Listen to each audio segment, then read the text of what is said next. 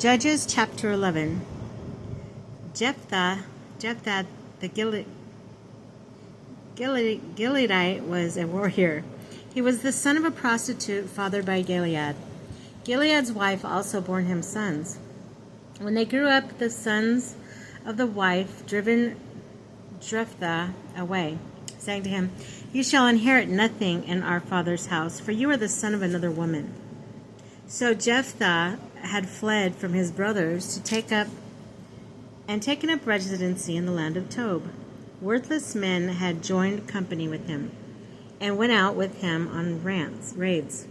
Sometime later, the Ammonites went to war with Israel. As soon as the Ammonites were at war with Israel, the elders in Gilead went to bring Jephthah from the land of Tob. "Come," they said to Jephthah, "be our commander so that we can fight the Ammonites. Are you not the ones who hated me and drove me out from my father's house?" Jephthah replied to the elders of Gilead. Why do you, it says, the elders of the Gilead come to Jephthah. "This is the reason why we come back to you now. If you go with us to fight against the Ammonites, you shall be the leader of all the inhabitants of Gilead." Jephthah answered the elders of Gilead, "If you bring me back to fight against the Ammonites, the Lord delivers them up to me. I'll be your leader." The elders of the Gilead said to Jephthah, "The Lord is witness between us that we will do as you say." So Jephthah went with him, the elders of Gilead, and the army made him their leader and commander.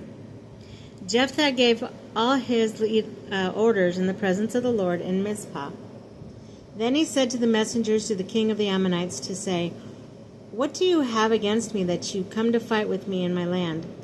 The king of the Ammonites answered the messengers of Jephthah, "Israel took away my land from Arnon to Jabbok and the Jordan when they came up from Egypt.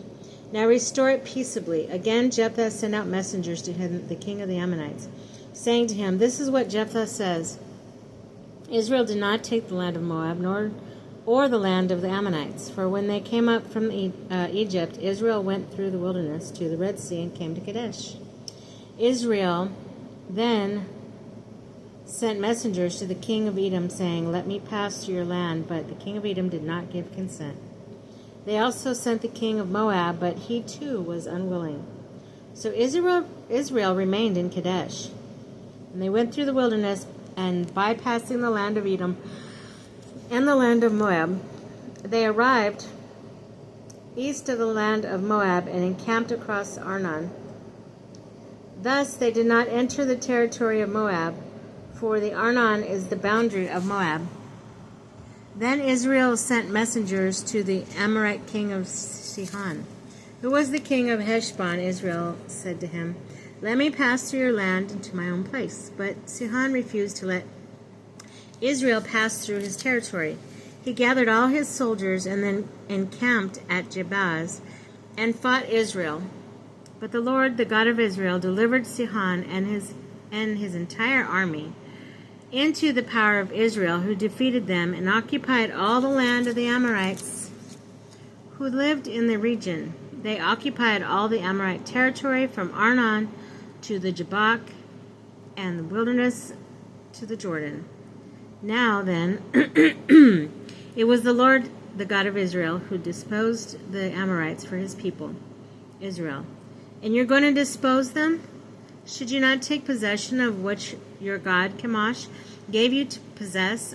And should we not take possession of all that the Lord our God has dispossessed for us? Now then, are you any better than Balak, son of Zippor, king of Moab? Did he ever quarrel with Israel or make war against them? Israel has dwelt in Heshbon and the villages, Aroer and its villages, and all the cities and banks of the Arnon for 300 years. Why did you not recover them during that time? As for me, I have not sinned against you, but you wronged me by making war against me. Let the Lord, who is the judge, decide this day between Israelites and the Ammonites." But the king of the Ammonites paid him no heed to the message Jephthah sent him. Jephthah's view. The Spirit of the Lord came upon Jephthah. He passed through Gilead and Manasseh, and through Mizpah of Gilead as well. From Mizpah of the Gileads to cross over against the Ammonites. Jephthah made a vow to the Lord.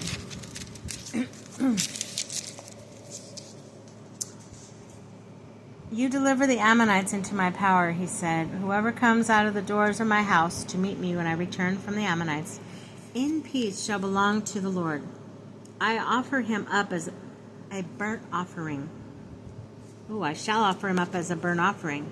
Jephthah then crossed over against the Ammonites to fight against them, and the Lord delivered them into his power. He inflicted a very severe defeat on them from Aroer to the approach of Minnith, 20 cities in all, and as far as Abel Karaman. So the Ammonites were brought into subjection by the Israelites. When Jephthah returned to his house in Mizpah, it was his daughter who came out to meet him with tambourine playing and dancing. She was his only child. He had neither son nor daughter besides her. When he saw her, he tore his garments and said, "Ah, my daughter, you have struck me down and brought calamity upon me. For I have made a vow to the Lord, and I cannot take it back." "Father," she replied, "you have made a vow to the Lord. Do with me as you have vowed, because the Lord has taken vengeance for you against your enemies and the Ammonites." Then she said to her father, "Let me have this favor. Do nothing for 2 months, that I and my companions may go wander in the mountains to weep for my virginity." "Go," he replied, and sent her away for 2 months. She departed with her companions and wept for her virginity in the mountains. At the end of the 2 months she returned to her father, and he did to her as he vowed. She had not had any relations with any man.